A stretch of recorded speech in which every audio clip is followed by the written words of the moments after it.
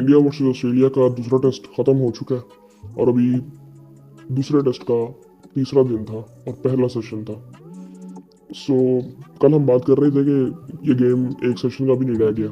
सो इसी तरह से हुआ है और पता नहीं कितनी देर हो गई है यार कि वो कंपेरेटिव जो है ना वो 5 दिन का टेस्ट मैच देखा ही नहीं है। मैं कल भी ये बात कर रहा था कि वो 5 दिन वाला टेस्ट मैच ना यार वो देखा ही नहीं, अरसा ही हो गया। उधर इंग्लैंड और न्यूजीलैंड का मैच हो रहा था, वो भी बिल्कुल one sided. So I think मज़ा ही नहीं आ रहा। मज़ा सिर्फ ये आ रहा है कि अगर अच्छी बॉलिंग हो जाती है, सीम स्विंग मिल जाता है। बैंगलोर वाले टेस्ट का मज़ा आया था, जो बॉलिंग देखने का सिर्फ वो भी 3 दिन में ख़त्म हुआ था मैच। इंडिया वर्सेस न्यूजीलैंड का जो था उसमें जो न्यूजीलैंड ने बॉलिंग कर दी थी। सो उसके बाद फिर दोनों वन साइडेड हुए। अब फिर ये ऐसे ही पाकिस्तान के भी मैचेस ऐसे हुए हैं कि बिल्कुल ही आई थिंक कोई इतनी कंपेटिटिव क्रिकेट नज़र नहीं है। 3-4 दिन के मैच बहुत मुश्किल से जा के भी ना वो 4 दिन पे बात जाती है। इसी तरह इनका था। अब कल फॉर एग्जांपल जब ऑस्ट्रेलिया जब बैटिंग कर रहा था ना तो उनका मूड नहीं था कि उन्होंने लंबी बैटिंग करनी है या आज भी करनी है।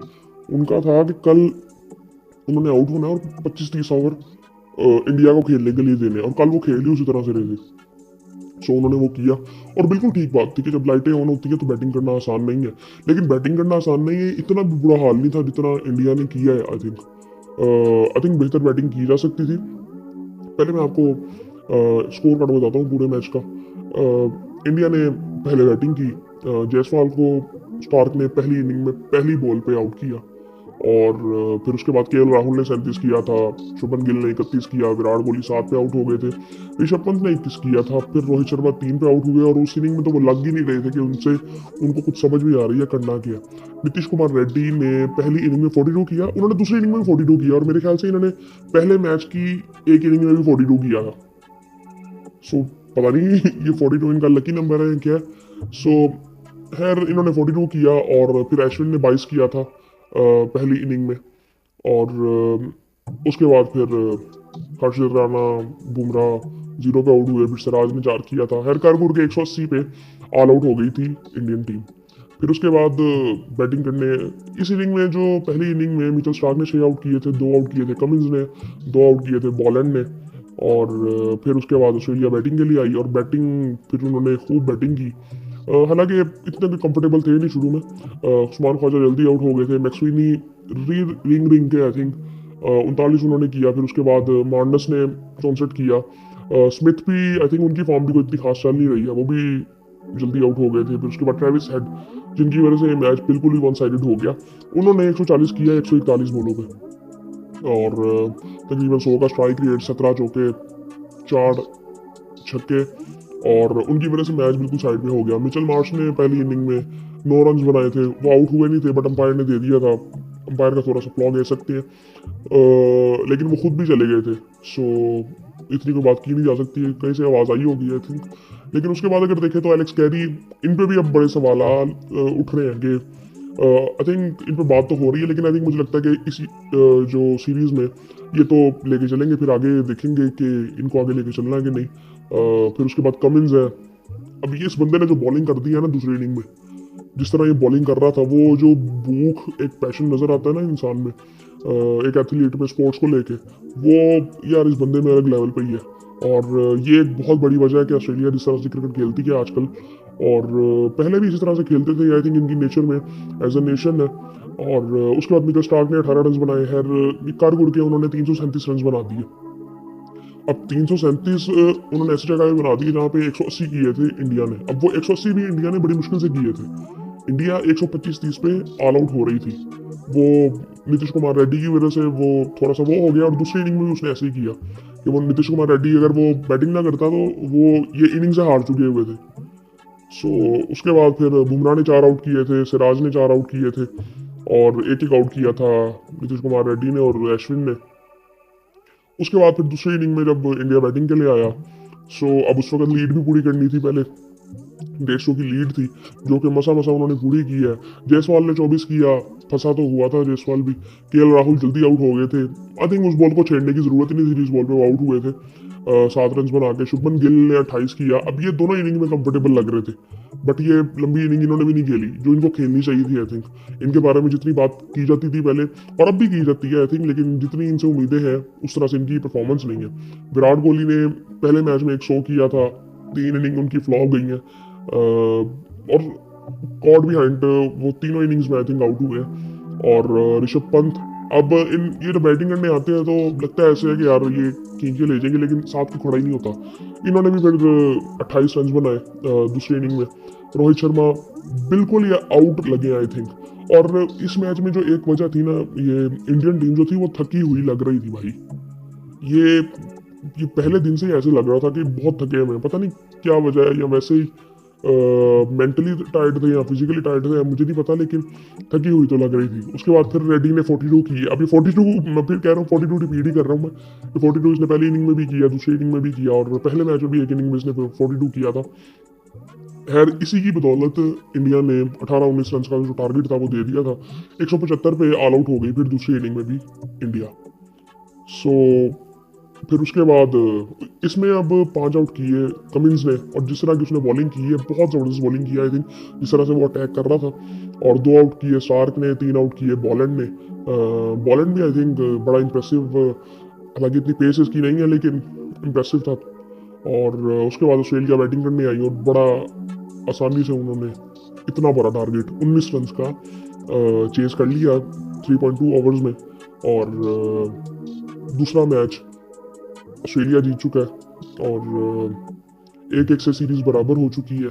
और अच्छा, अब यहाँ पे ना ये जिस तरह से इन्होंने कम बैक किया ना ऑस्ट्रेलिया ने, ये पहली इनिंग में ना उसने बात की थी, उसने कहा कि ये हमारे लिए ना एम्बेरसमेंट है कि हमारे आगे किसी ने डिक्लेयर कर दिया इनिंग। पैट कमिंस कह रहा था प्रेस कॉन्फ्रेंस में कि हमारे सामने, हमारे मुल्क में आगे किसी ने डिक्लेयर कर दिया इनिंग, ये शर्मिंदगी है हमारे लिए। इस लेवल पे जाके वो क्रिकेट खेलते हैं। और ये मैं बात कल भी कर रहा था कि बड़ी टीमें ऐसे होती नहीं है।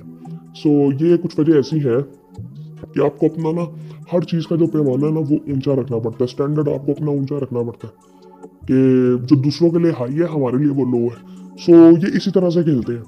और फिर उन्होंने जो कम बैक की है, ट्रेविस हेड ने तो पहली इनिंग में भी आई थिंक बहुत मारा था। और ये आई थिंक इसका इंडिया के खिलाफ कोई चक्कर है कि बड़ा, आई थिंक इसकी परफॉर्मेंसेस बहुत अच्छी हैं। इसने जो वर्ल्ड कप में खेली थी परफॉर्मेंस 2023 के फाइनल में 49 पे ऑस्ट्रेलिया के 4 आउट, वहाँ से मैच खींच के ले गया था और जीत गए थे। और फिर उसके बाद अब ये हम देख रहे हैं दोनों इनिंग्स में, दोनों इनिंग्स में नहीं, ये एक इनिंग इस मैच की है और एक इनिंग जो पिछले मैच की थी वो भी इसने ज़बरदस्त खेली थी। पिछले मैच में भी आई थिंक टॉप स्कोरर वही था हेड, और इस मैच में भी टॉप स्कोरर हेड ही है। सो मैं ये पहले भी बात कर चुका हूँ, कल भी कर रहा था ये बात कि ऑस्ट्रेलिया को ना उसी तरह से चलना चाहिए जिस तरह ऑस्ट्रेलिया पहले चल रहा था, कि डेविड वार्नर को रिप्लेस उस जैसा भी बंदा ही करे। और मुझे लगता है कि वो ट्रेविस हेड कर सकता है। सो आई थिंक आपको मिडिल ऑर्डर में कोई ऐसा बैट्समैन लेके आना है जो कि, क्योंकि ऑस्ट्रेलिया की ना एक बात ये थी कि वो शुरू से अटैक करते थे। अब वार्नर आता था, उसने तो मेरे ख्याल से एक दफ़ा एक सेशन में, पहले एक सेशन में शो कर दिया था, पहले सेशन में शो कर दिया था, पता नहीं किसके खिलाफ था, लेकिन वो ऐसे वो खेलता होता था कि इतना अटैक वो करता था कि वो सामने वाली टीम वो पहले दिन ही खत्म हो जाती थी। सो आई थिंक, और ये देखते नहीं थे ये अपोजिशन कौन है, ये खेलते ही ऐसे थे, कितना प्रेशर डालते थे। और ये कम बैक इनका हमने फिर देखा है, किस तरह से ये बॉलिंग कर रहे थे, किस तरह से इन्होंने बैटिंग की फिर। सो आई थिंक बिल्कुल वन साइडेड हो गया। और इस पर अब क्या इतनी ज़्यादा बात करें, यही कह सकते हैं कि बिल्कुल वन साइडेड हो गया, और ज़्यादा कुछ कह भी नहीं सकते। और बड़ा स्ट्रॉन्ग कम बैक किया ऑस्ट्रेलिया ने। और अगर इसी तरह ऑस्ट्रेलिया खेलते रही तो बहुत मुश्किल इंडिया के लिए हो जाएगा। अब इंडिया के लिए जो मसला है ना वो बैटिंग है इनकी। यार बैटिंग इनकी बिल्कुल ही ना, आई थिंक ऐसे लग रही है कि जिस तरह से, क्या मैं कहूँ कि बिल्कुल वो कॉम्बिनेशन की बात अगर करें, वो बिल्कुल ही अजीब सा ही लग रहा है, क्योंकि परफॉर्म ही कोई नहीं कर रहा ना। वो जब परफॉर्म सब करते हैं ना तो सब कुछ ठीक लगता है, जब कोई परफॉर्म नहीं करता तो कुछ भी ठीक नहीं लगता। तो इसी तरह से इंडिया की हालत इस वक्त हुई पड़ी है। बॉलिंग में अगर देखें, पिछले मैच में फिर भी इफेक्टिव लग रहे थे राणा और सिराज, इस मैच में वो दोनों इफेक्टिव लगे ही नहीं। बुमराह किसी हद तक इफेक्टिव लगा है, और उसका भी कोई इतना ज़्यादा प्रेशर नहीं था इस मैच में। बड़े वो उन्होंने सेंसिबली उसको खेला है। और पहले मैच में वो थोड़ा इफेक्टिव लग रहा था, लेकिन आप एक बॉलर से मैच नहीं जीत सकते ना। आप एक बॉलर से बैटिंग कोई करे ही ना तो फिर आप मैच कैसे जीतोगे, और वो भी टेस्ट मैच। सो ये आई थिंक ये थोड़ा सा देखना पड़ेगा इंडिया को। और अब में भी शामी आए, लेकिन शामी आएगा, शामी ने बैटिंग तो नहीं करनी, शामी ने भी बॉलिंग ही करनी है। सो आई थिंक देखते हैं बैटिंग में इंडिया क्या करता है। अब बैटिंग में सिंपली अब मैं यहाँ पे क्या कहूँगी, इसकी जगह भी इसको होना चाहिए। इसमें कुछ भी नहीं कहा जा सकता, क्योंकि सब ने जो खेल रहे हैं इन्होंने ही बैटिंग करनी है। कोहली ने स्कोर करना है, शुभमन गिल ने लंबी इनिंग खेलनी है, केएल राहुल ने लंबी इनिंग खेलनी है। आप फिर जायसवाल को भी आप हर मैच में नहीं कह सकते ना कि यार तू हमें ना हर मैच में 150 करके दे। और सो उसने पिछले मैच में तो इनिंग खेल दी थी, लेकिन इस मैच में भी वो खेल तो रहा था, लेकिन वो बॉलिंग बड़ी ज़बरदस्त कर रहे थे।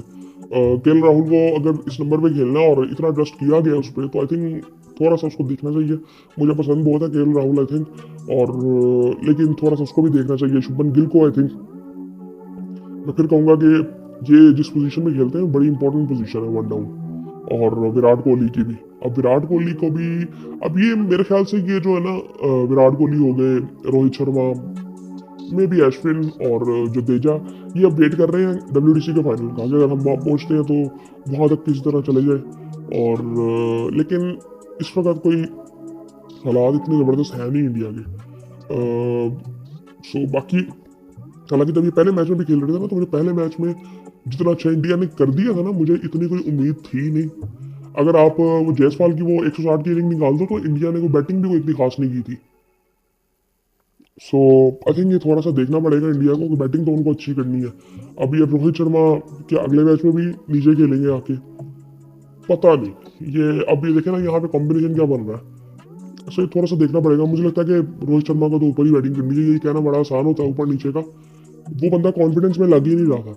मतलब रोहित शर्मा अगर ओपन अब तो वो कहता था कि यार चलो अगर मैं परफॉर्म नहीं कर रहा तो मैं अटैक करूंगा जाके। सो वहाँ पे वो चीज़ चल रही थी। अब यहाँ पे सिचुएशन क्या है, ये इसको बहुत ज़्यादा देखना है, क्योंकि रोहित शर्मा के बाद तो अब नीतीश कुमार रेड्डी आता है, आखिरी बैट्समैन है उनका। सो वो हर तरह का वो चांस ले नहीं सकता। तो अब देखते हैं आने वाले टेस्ट में ये किस नंबर पे खेलते हैं। मेरे ख्याल से तो ये ओपन ही आएंगे अगले टेस्ट मैच में अब, और केएल राहुल नीचे आ जाएंगे उसी तरह से। और फिर आगे देखते हैं कि आगे अभी इस वक्त अभी इस टाइम तो लग रहा है कि इंडिया के लिए जीतना आने वाले टाइम में बड़ा मुश्किल है, लेकिन कुछ नहीं कहा जा सकता।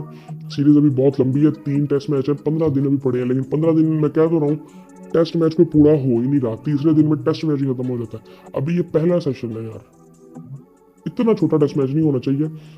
बाकी आई थिंक बस उम्मीद करते हैं कि आने वाले टाइम में भी ज़रा इंटरेस्टिंग हो तो टेस्ट मैचेस यार। ये 3 दिन का टेस्ट मैच यार, ये ऐसा नहीं होना चाहिए, मज़ा नहीं इस तरह से आता। फिर वो एक चीज़ चल रही थी ना कि बिल्कुल ही आई थिंक ड्रॉ की तरफ चले जाए। अब ड्रॉ तो दूर की, ड्रॉ पे तो बात ही नहीं जाती ना। अब तो बात जाती है कि 3 दिन में खत्म करना है, 2 दिन में खत्म करना है, या मैक्सिमम 4 दिन में खत्म करना है। सो बात ही इधर बस रहती है। सो बाकी फिर आपसे बाद में बात होती है।